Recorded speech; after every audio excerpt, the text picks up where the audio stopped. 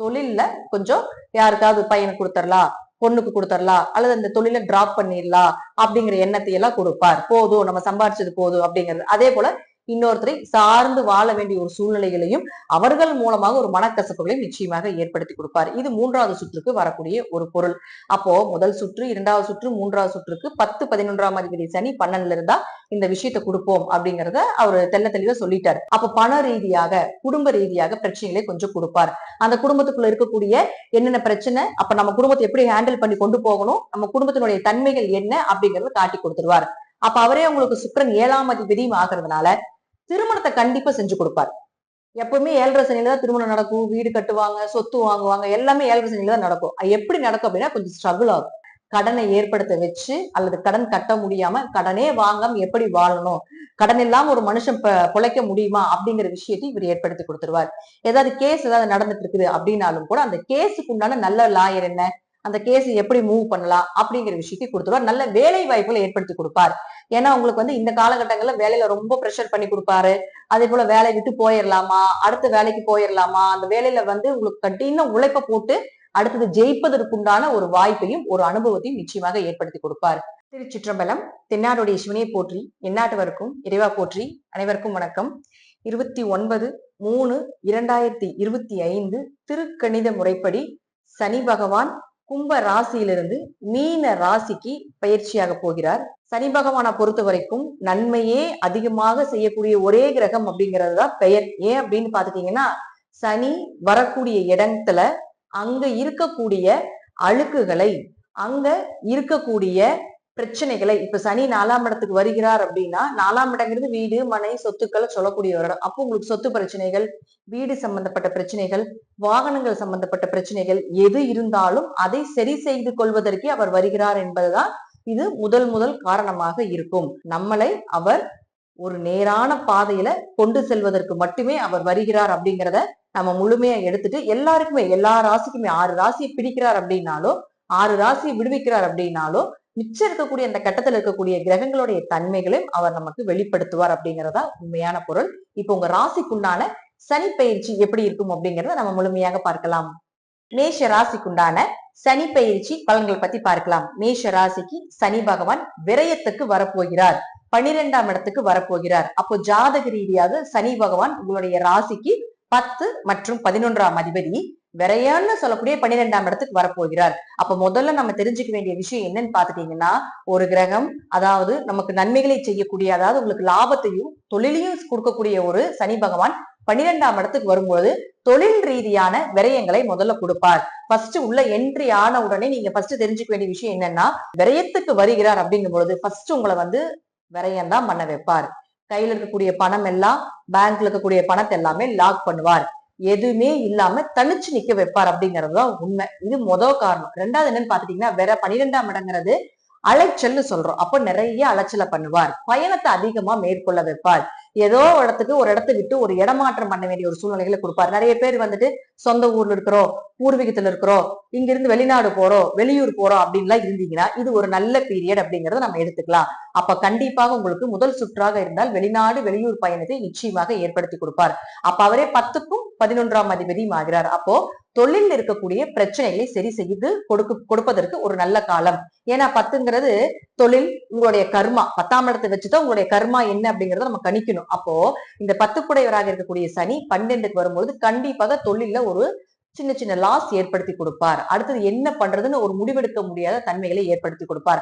அப்ப அவரே லாபஸ்தானாதிபதியும் ஆகிறார் இல்லைங்களா? அப்ப லாபத்தை குறைப்பார், உங்களுடைய ஆசைகளை குறைப்பார். 11ஆம் இடங்கிறது உங்களுடைய மூத்த சகோதரர் மற்றும் உங்களுடைய சித்தப்பா உறவுகளை சொல்லக்கூடியது.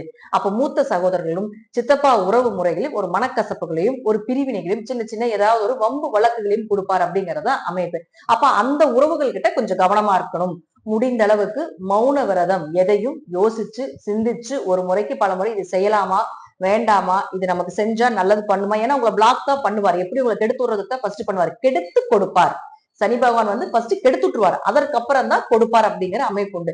அப்போ விரயத்துல இருக்கும்பொழுது கண்டிப்பாக என்ன பண்ணுவார், அந்த என்னெல்லாம் விஷயத்துல உங்களுக்கு விரயம் பண்ண முடியுமோ எல்லாத்துலயும் விரயம் பண்ணி நீங்க எங்க பணம் கேட்டாலும் கிடைக்காத அளவுக்கு பண்ணிடுவார். நீங்க யாருக்கெல்லாம் உதவி செஞ்சீங்களோ அவங்க எல்லாம் உங்களுக்கு திருப்பி உதவி செய்ய முடியாத அளவுக்கு ஒரு லாக் பண்ணி வச்சிருவார் அப்படிங்கறதா உண்மை.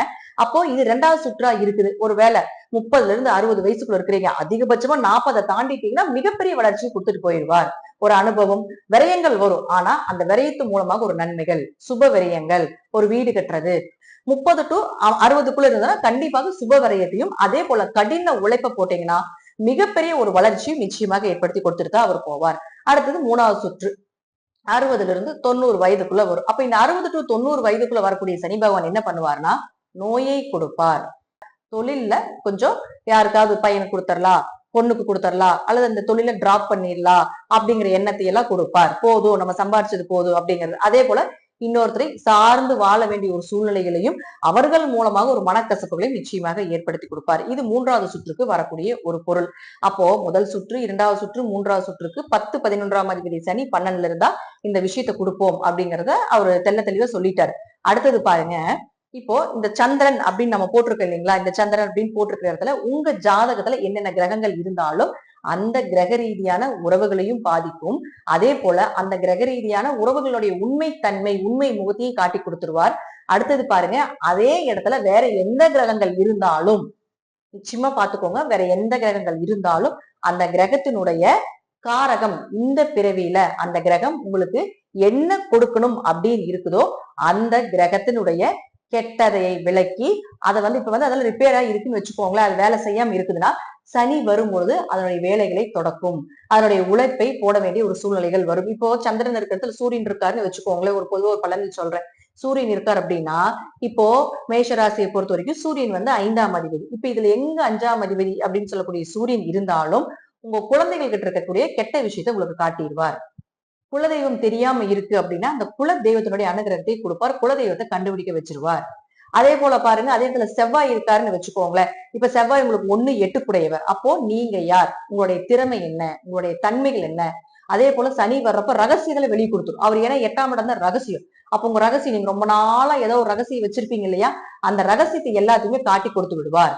மறைமுகமா நீங்க என்னெல்லாம் செஞ்சு வச்சுட்டு இருக்கீங்களோ அதெல்லாமே வெளியே காட்டி கொடுத்துட்டு போயிடுவார். அடுத்தது சுக்கிரன். சுக்கிரன் 2, 7 குடையவர். அந்த 2, 7 குடையவராக சுக்கிரன் இந்த சந்திரன் போட்டிருக்கக்கூடிய எந்த கட்டத்தில் இருந்தாலும் பேச்சால நிறைய பிரச்சனைகளை சந்திக்க வைப்பார். அப்ப வாயை மூடி இருங்க அப்படிங்கிறதுதான் ஒரு விஷயமா கொடுத்துட்டு போயிடுவார். அப்ப பண ரீதியாக, குடும்ப ரீதியாக பிரச்சனைகளை கொஞ்சம் கொடுப்பார். அந்த குடும்பத்துக்குள்ள இருக்கக்கூடிய என்னென்ன பிரச்சனை, அப்ப நம்ம குடும்பத்தை எப்படி ஹேண்டில் பண்ணி கொண்டு போகணும், நம்ம குடும்பத்தினுடைய தன்மைகள் என்ன அப்படிங்கறத காட்டி கொடுத்துருவார். அப்ப அவரே உங்களுக்கு சுக்கிரன் 7ஆம் அதிபதியும் ஆகிறதுனால திருமணத்தை கண்டிப்பா செஞ்சு கொடுப்பார். எப்பவுமே 7.5 சனியில தான் திருமணம் நடக்கும், வீடு கட்டுவாங்க, சொத்து வாங்குவாங்க, எல்லாமே 7.5 சனியில தான் நடக்கும். எப்படி நடக்கும் அப்படின்னா கொஞ்சம் ஸ்ட்ரகிள் ஆகும், கொஞ்சம் கெட்ட பெயர் வரும், அதற்கப்புறம் நல்லது நடக்கும். கொஞ்சம் வேலைப்பாடுகளை அதிகப்படுத்துவார், அலைச்சல் அதிகப்படுத்துவார், இதெல்லாம் செஞ்சு கொடுப்பாரு. அப்ப அவரே சுக்கிரன் பார்ட்னர் சொல்லக்கூடிய ஒரு கிரகம். அப்ப உங்களுடைய பார்ட்னருக்குள்ள இருக்கக்கூடிய கெட்டது நல்லது, அவளை நம்பலாமா வேண்டாமா, உங்களுடைய நண்பர்கள் யாரு, இது எல்லாத்தையுமே இந்த சுக்கிரன் வந்து இந்த சந்திரன் போட்டிருக்கக்கூடிய கட்டத்துல எங்க இருந்தாலும் செய்து கொடுத்து விடுவார் இந்த சனி பகவான். அடுத்தது புதன். இந்த புதன் அப்படின்னு சொல்லக்கூடியவர் பாருங்க, உங்களுக்கு இந்த எங்க இருந்தாலும் சரி, இந்த சந்திரன் போட்டிருக்கக்கூடிய கட்டத்துல எங்க இருந்தாலும் சரி நிச்சயமாக உங்களுக்கு ஒரு கடனை ஏற்படுத்துவார், கொஞ்சம் நோயை கொடுப்பார். உடம்புல இருக்கக்கூடிய நோய் என்ன, கடனை ஏற்படுத்த வச்சு அல்லது கடன் கட்ட முடியாம கடனே வாங்காம எப்படி வாழணும், கடன் இல்லாம ஒரு மனுஷன் பொழைக்க முடியுமா அப்படிங்கிற விஷயத்தை இவர் ஏற்படுத்தி கொடுத்துருவார். ஏதாவது கேஸ் ஏதாவது நடந்துட்டு இருக்குது அப்படின்னாலும் கூட அந்த கேஸுக்கு உண்டான நல்ல லாயர் என்ன, அந்த கேஸ் எப்படி மூவ் பண்ணலாம் அப்படிங்கிற விஷயத்தை கொடுத்துருவார். நல்ல வேலை வாய்ப்புகளை ஏற்படுத்தி கொடுப்பார். ஏன்னா உங்களுக்கு வந்து இந்த காலகட்டங்கள்ல வேலையில ரொம்ப ப்ரெஷர் பண்ணி கொடுப்பாரு. அதே போல வேலை விட்டு போயிடலாமா, அடுத்த வேலைக்கு போயிடலாமா, அந்த வேலையில வந்து உங்களுக்கு கடின உழைப்ப போட்டு அடுத்தது ஜெயிப்பதற்குண்டான ஒரு வாய்ப்பையும் ஒரு அனுபவத்தையும் நிச்சயமாக ஏற்படுத்தி கொடுப்பார். 3ஆம் இடங்கிறது காரியம்னு சொல்றோம். அப்ப அவரே புதனாக இருக்கிறதுனால காரியத்தையும் கடுமையான உழைப்புக்கு பின்பு உங்களுடைய காரியங்களையும் ஜெயம் பண்ணி கொடுப்பார் அப்படிங்கறதா உண்மை. அடுத்தது குரு. இந்த குரு அப்படின்னு சொல்லக்கூடிய இந்த சந்திரன் இருக்கக்கூடிய எந்த ராசி கட்டத்துல இருந்தாலும் சரி கண்டிப்பாக உங்களுக்கு பூர்வீக சொத்தில் இருக்கக்கூடிய பிரச்சனையை நிவர்த்தி பண்ணி கொடுப்பார். தந்தை வழி உறவுகள், பூர்வீக சொத்து, இதுல இருந்து வரக்கூடிய பங்காளி உறவுகள், இதுல எல்லாமே பிரச்சனை நடந்துட்டு இருந்தால் அந்த பிரச்சனையை நிவர்த்தி பண்ணி கொடுப்பார். அப்படி இல்லைன்னா அந்த சொத்துக்கள் உங்களுக்கு வருவதற்குண்டான ஒரு வாய்ப்பை நிச்சயமாக ஏற்படுத்தி கொடுப்பார். 9ஆம் இடங்கிறது உயர்கல்வி, 2ஆம் திருமணம், இதெல்லாம் 9ஆம் இடம் தான். அப்போ உயர்கல்வி படிப்பதற்குண்டான வாய்ப்பு, ஒரு டிராப் பண்ணிருப்பீங்க, பாதியிலே படிச்சுட்டு விட்டுருப்பீங்க, அல்லது இனி படிக்க போலாம், அதற்குண்டான வாய்ப்பு எல்லாம் கிடைக்காம இருக்கு அப்படின்னா இந்த குரு இங்கு இருந்து விட்டால் கண்டிப்பாக உங்களுக்கு உயர்கல்வி படிப்பதற்குண்டான ஒரு நல்ல சொல்யூஷனை ஏற்படுத்தி கொடுப்பார். கண்டிப்பாக அடுத்த கட்டம், அதாவது இங்க இருக்கக்கூடிய சனி அங்க போறதுக்குள்ளேயே உங்களுக்கு உயர்கல்வி படிப்பதற்குண்டான வாய்ப்பையும் ஏற்படுத்தி கொடுத்து விடுவார். சனி நமக்கு நல்லது மட்டுமே செய்வதற்கு வருகிறார் அப்படிங்கறதுல எந்த மாற்றமும் கிடையாது. அங்க இருக்கக்கூடிய பிரச்சனைகளை விலக்கி நமக்கு நல்லதை கொடுப்பார்.